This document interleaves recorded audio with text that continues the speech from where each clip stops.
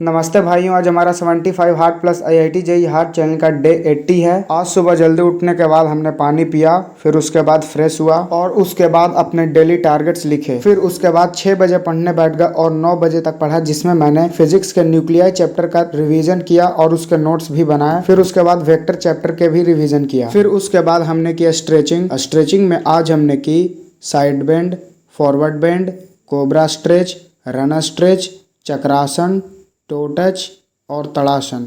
फिर जल्दी से ब्रश करने के बाद हमने की ब्रेकफास्ट। फिर आधा घंटा रेस्ट लेने के बाद हम लगभग 10-15 में पढ़ने बैठ गए और 1 बजे तक पढ़ा, जिसमें मैंने न्यूक्लियर चैप्टर के प्रीवियस ईयर क्वेश्चन सॉल्व किए। फिर उसके बाद वेक्टर चैप्टर के DPP भी सॉल्व किए।